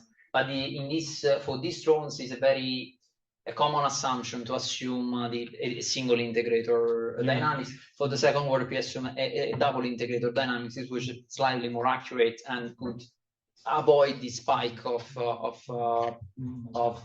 velocity. Beside this, the training was, I mean, with the simulator was very easy also. For but what was this simulator? No, it was equations. Equation, not Pivolet, but not the Pivolet simulator. No. Was it? No. Yours? Yeah, it was simple. A single. a single integrator simulator with the equation. And then you experimented directly, or it was no, and functioning the first time with such no, we experimented. Nice. Okay. But because again, yeah, the model that you can say single integrator, even if you integrate the equation, you allow for the control is at 50 hertz. You allow for the real controller to actually track the velocity that you have. It's very close. Again, we are not doing fast flights, loads. It's very bounded velocity with very small bound. That's nice. Okay, very interesting. Same thing for the another reason for going for double integrator is allowed for much faster flight. But beside that, okay, that's good. But it's always good to say that you made this job also to simulate. That was, of course, explain that you train in simulation and you explain that you avoided this transfer gap. No, I didn't. Yeah, right. As I was saying, of course, these are the only two that we're actually experimenting in reality. Also, because in the others, for the LiDAR, we didn't have a drone with a LiDAR, and I would say the most important part there was the sensing. And okay, if I simulate that, it doesn't change. The simulator instead was much more realistic. In that case, was a modular simulator with a simulated dynamics. So no double integrator for sure. That's the change. I mean, the trade-off one has to make. No, it's interesting. We are working also with such crazy clients, so I was very curious of that. It's nice work. We can maybe come back to slide 37. Just a detail or clarification for me about the name of the problem you deal with, which is multi-agent, multi-resource allocation. And why not MRTA, the general multi-robot task allocation problem? It is a sub-problem of this one, or why not generalizing? Could you explain it? I would say it's a sub-problem of this one, or this is a sub-problem of the other.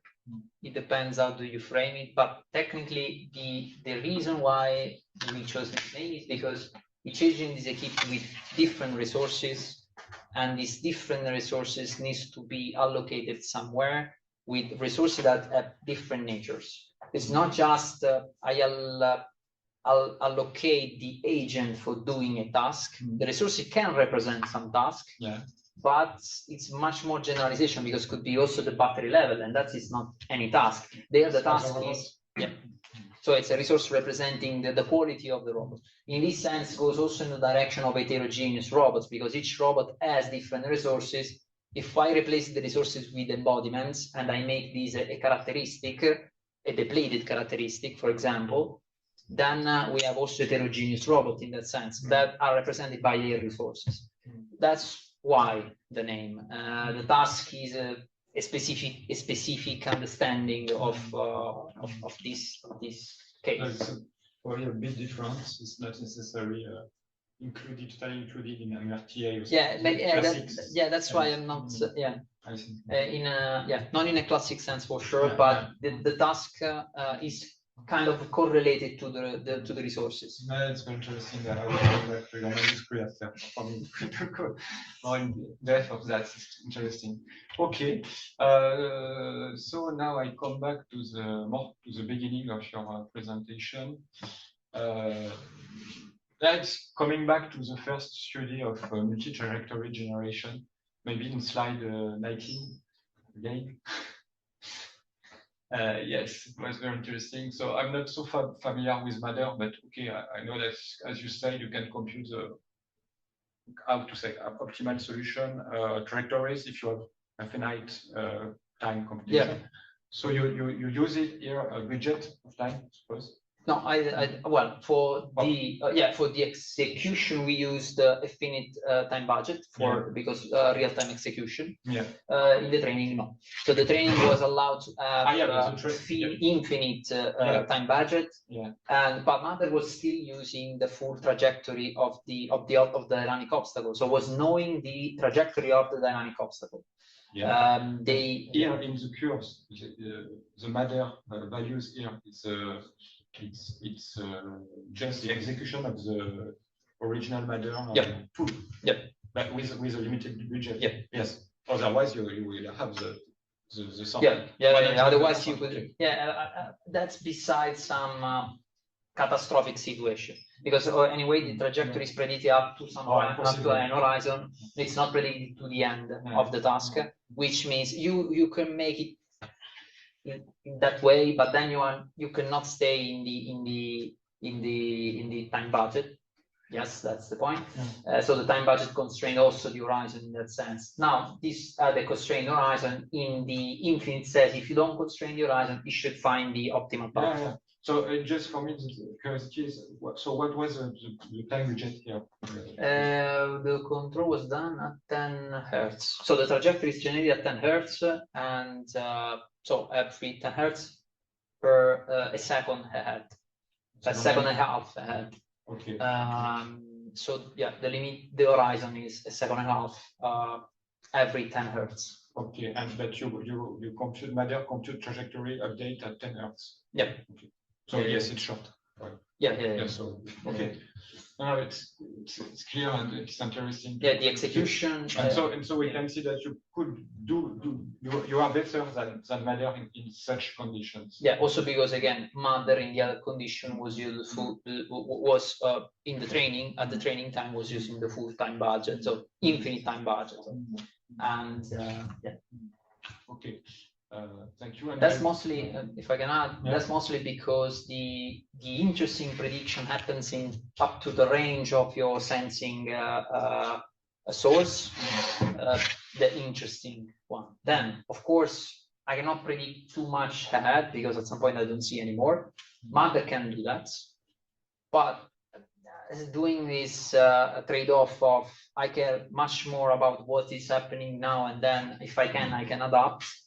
Was able to overcome also assuming that you can and there comes the collision constraint that you want to predict, because since the architecture is made with this collision constraint take care of some sort of a statistic in the data set where giving this source of information up to this range of graph, you can still say something about a global I would say you can give a global characterization of your chances to collide, which may this collision constraint that come here linearly in the parameter of the trajectory that you have.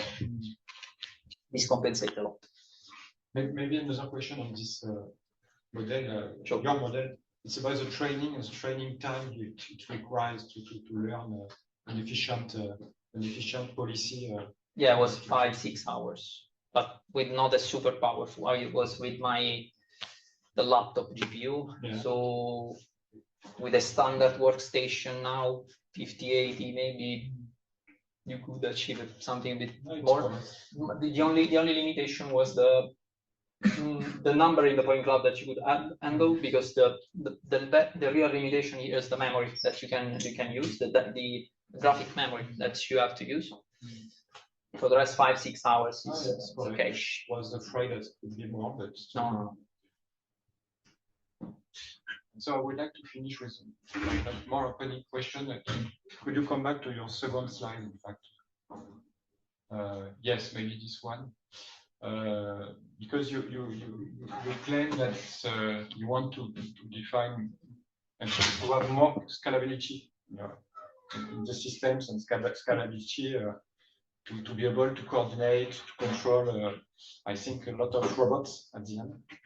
And so you show us some natural system, natural spine system with a swarm system, maybe that I know more than learning one. And so I think it's very interesting that when you say that you want to make closer these two approaches, because maybe the purely swarm approaches use generally simple local routes and without learning. Okay, and on the other side, you say that you have learning approach and machine learning approach, and you want to mix.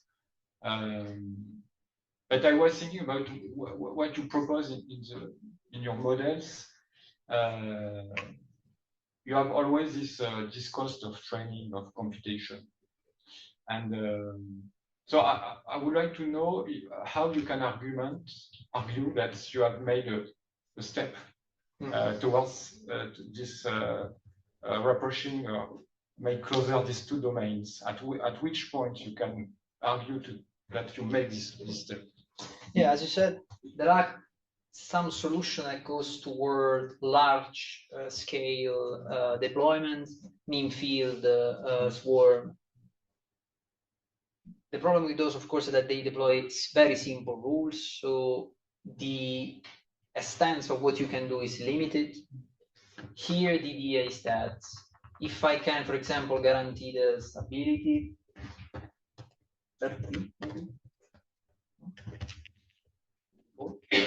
so, for example, one could think that one might say that different graphs representing a totally different multi-agent system, very, very large and one very small, if still they have some spectral properties very similar to the one you have trained on, you can guarantee these things from this, and you have a margin of robustness in case.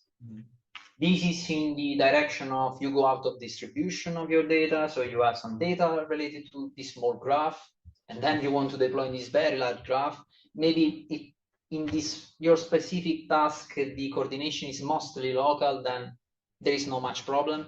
If instead you want to find this super global solution, I expect, of course, degradation of the performance. This is pretty much expectable. Now, that being said, this provides a robustness margin. And actually, we tested up to 50 number of robots and trained with 10 here. So, yeah, as you see, the performance dropped. Yeah. But that's because the number of the agent you need to interact with in the local sense. Performance drops, increase that, but much less. And computation could increase for training. No, that's if you train on the 50 number of drones, yes, of course, will increase, but will increase mostly in the memory. Yeah, yet again.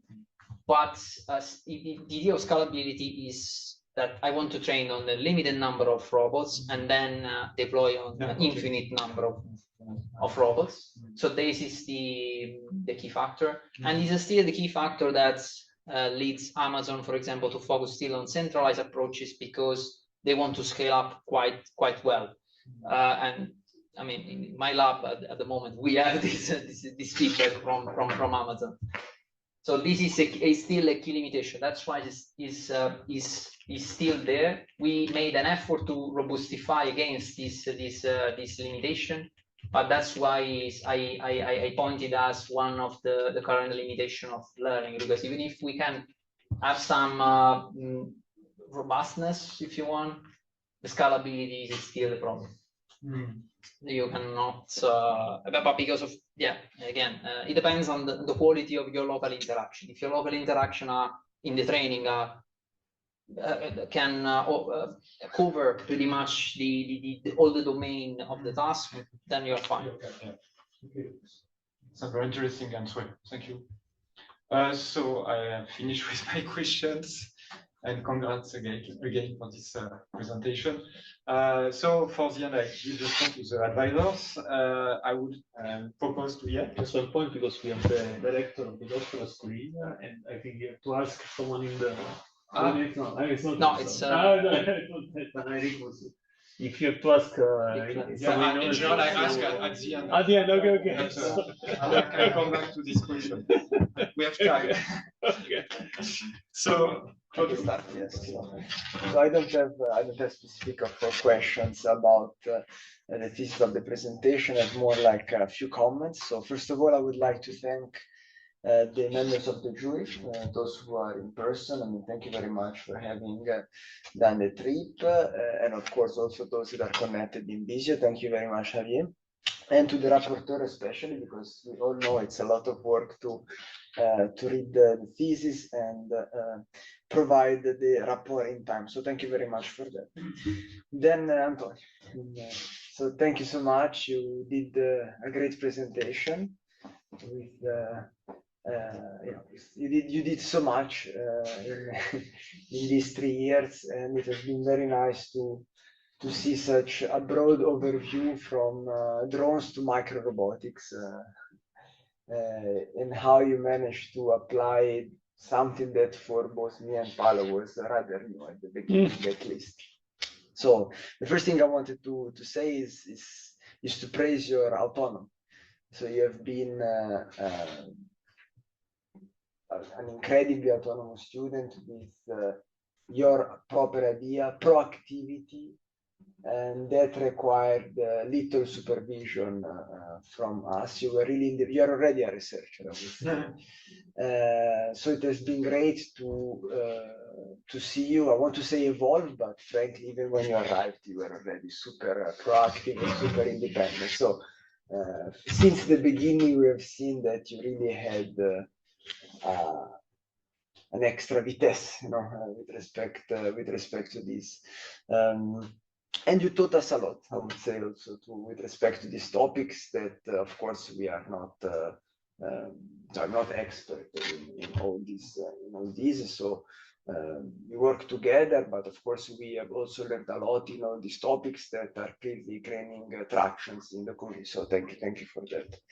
I also wanted to praise that so not only be a great student, but also a great I think colleague for your colleagues. So you have been working a lot with the team, been always very collaborative, helpful.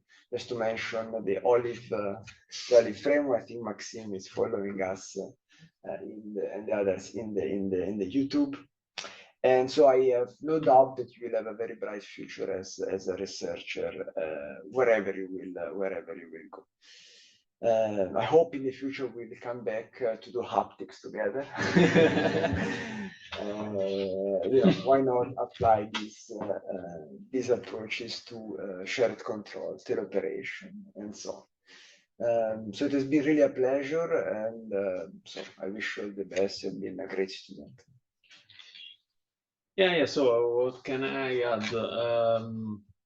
I think you have been an excellent, if not more than excellent student. One of those students who come with solutions, not problems, when they come to the meetings.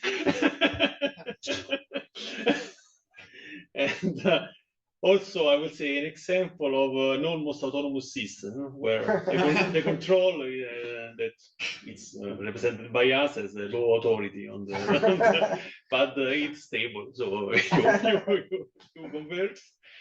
And as you also the committee members said, you learned a lot, but we also learned a lot because I worked in multi-robots, yes, but on the learning side, no. And so I learned with you and from you what happens in this world.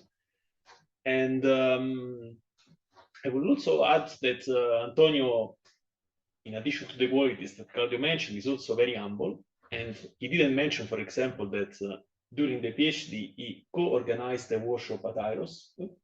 And this is something that he did together with Esteban, but on their own, without really no supervision at all.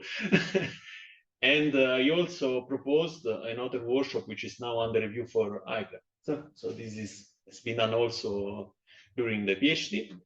And on his autonomous decision to do it, at least me, I never asked him to organize anything at all. He decided that it was a good idea, and he did it. And he also managed to work with not just internal colleagues, but also external people. So you didn't mention also that you work with someone in Twente, but you also work with someone from the University of Naples who was visiting here, yes, Francesco. And this led to a RAL paper. And you went to Caltech with Songjo Chung for 5 months, yeah. And there also you did great, yeah. So I would say whenever you go, you find a way to be excellent. And so I agree that you have all the qualities that you need in research. So if you want to do an academic career, I for sure encourage you to do it because you have all what it takes to do it. And so now I leave it to the Thank you. So I don't know if there is a doctor that wants to ask a question, a last question. Okay, so now we have to deliberate. Where and how we need to. So now for Javier, so now we go in a separate room, and I will send you an email when you can reconnect to the Zoom. The same Zoom link or a different one? Yeah, I'll send you a different link. It's easier. I'll send you a different link, Zoom link, and then we reconnect for the decision on the report and the rest. Okay. Okay, sounds good. See you next. Okay.